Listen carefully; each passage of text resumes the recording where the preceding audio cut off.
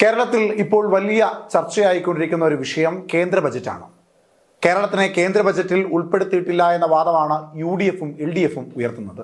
എന്നാൽ അങ്ങനെയല്ല എന്നും കേരളത്തിന്റെ വികസനത്തിന് കൂടി ഊന്നൽ നൽകിക്കൊണ്ടുള്ള ബജറ്റാണ് 2024-25 കേന്ദ്ര ബജറ്റ് പറഞ്ഞു വെക്കുന്നത് എന്നും NDA അവകാശപ്പെടുന്നു. കേന്ദ്രത്തിൽ നിന്ന് 2 സഹമന്ത്രിമാർ BJPയിൽ നിന്നുണ്ടായിട്ട് പോലും എന്തുകൊണ്ടാണ് കേന്ദ്ര ബജറ്റിൽ കേരളത്തെ ഉൾപ്പെടുത്താതെ പോയതെന്ന ചോദ്യവും BJPക്കെതിരെ ഇടത് വലത് പാർട്ടികൾ ഉയർത്തുന്നുണ്ട്.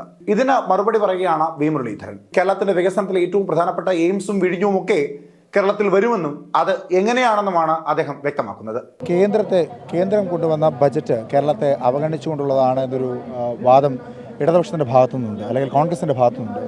എന്താണ് അങ്ങയുടെ അഭിപ്രായം? കേന്ദ്രം കൊണ്ടുവന്നിരിക്കുന്ന ബജറ്റ് ഈ രാജ്യത്തിന് മുഴുവൻ വേണ്ടിയിട്ടുള്ള ബജറ്റാണ്.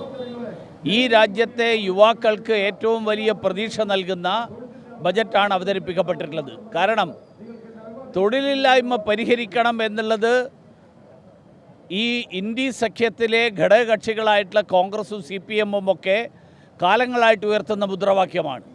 തൊഴിലില്ലായ്മ പരിഹരിക്കാൻ വേണ്ടിയിട്ടുള്ള നൈപുണ്യ വികസനം, വിദ്യാഭ്യാസം, തൊഴിലവസരങ്ങൾ സൃഷ്ടിക്കൽ, ഈ 3 മേഖലകളെ കേന്ദ്രീകരിച്ചുകൊണ്ടാണ് ബഹുമാനിയായിട്ടുള്ള ധനകാര്യമന്ത്രി ശ്രീമതി നിർമ്മല സീതാരാമൻ ഇന്നലെ അവതരിപ്പിച്ച ബജറ്റ് വ്യക്തമാക്കുന്നത്.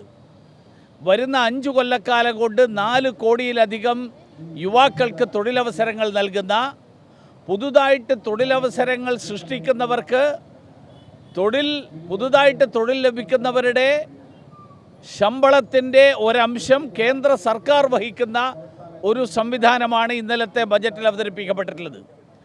നമ്മുടെ സ്വതന്ത്ര ഇന്ത്യയുടെ ചരിത്രത്തിൽ ആദ്യമായിട്ടാണ് സ്വകാര്യ വ്യക്തികൾ തുടങ്ങുന്ന സ്ഥാപനങ്ങൾ, ആ സ്ഥാപനങ്ങളിൽ പണിയെടുക്കുന്ന ആളുകളുടെ ശമ്പളത്തിൻ്റെ ഒരംശം സർക്കാർ വഹിക്കും എന്നുള്ള പ്രഖ്യാപനം വരുന്നത്. ഇത് തീർച്ചയായിട്ടും നമ്മുടെ രാജ്യത്തെ തൊഴിൽ രഹിതരായിട്ടുള്ള ആളുകൾക്കും അതോടൊപ്പം തൊഴിൽ സംരംഭങ്ങൾ ആരംഭിക്കാൻ ആഗ്രഹിക്കുന്ന വിദ്യാസമ്പന്നരായിട്ടുള്ള ചെറുപ്പക്കാർക്കുമൊക്കെ ഏറെ പ്രതീക്ഷ നൽകുന്നതാണ്. കേരള സർക്കാർ കേന്ദ്രത്തെ കുറ്റപ്പറയാൻ വേണ്ടിയിട്ടുള്ള വഴികൾ കണ്ടെത്തുന്ന ഒരു പരിശ്രമത്തിലാണ് കഴിഞ്ഞ കുറേ കാലമായിട്ട്.